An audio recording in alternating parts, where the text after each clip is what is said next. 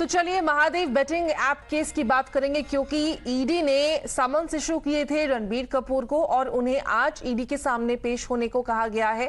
वहीं दूसरी तरफ जो एक्टर है उन्होंने 2 हफ्ते का जो है समय मांगा है जांच एजेंसी से, क्योंकि ऐसा प्रतीत हो रहा है कि ना केवल वो एक सेलिब्रिटी है जो कि पूरे इन्वेस्टिगेशन में जो है उनको समन इशू किए गए हैं, ऐसे और भी सेलिब्रिटीज हैं जिनको अब इस पूरे केस में जो है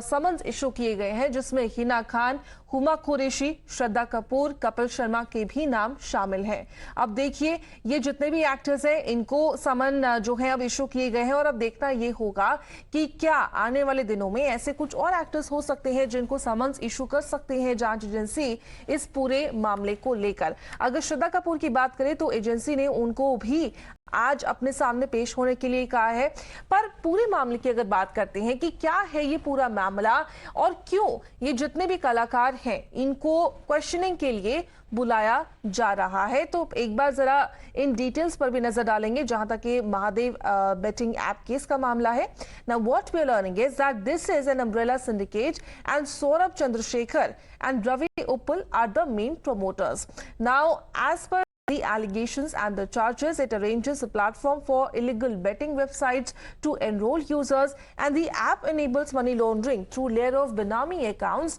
wherein Hawala operations are being done to siphon proceeds to offshore accounts. In fact, there is evidence and proceeds of crime worth rupees 407 crores which has been seized by the ED, and large-scale expenditure done in India to advertise betting websites. Now, as far as the celebrities' role is concerned in this case,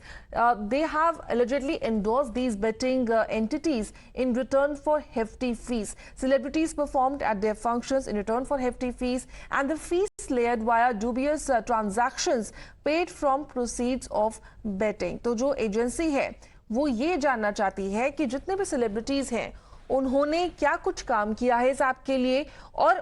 mode of payment जो उन्होंने receive किया था वो क्या था।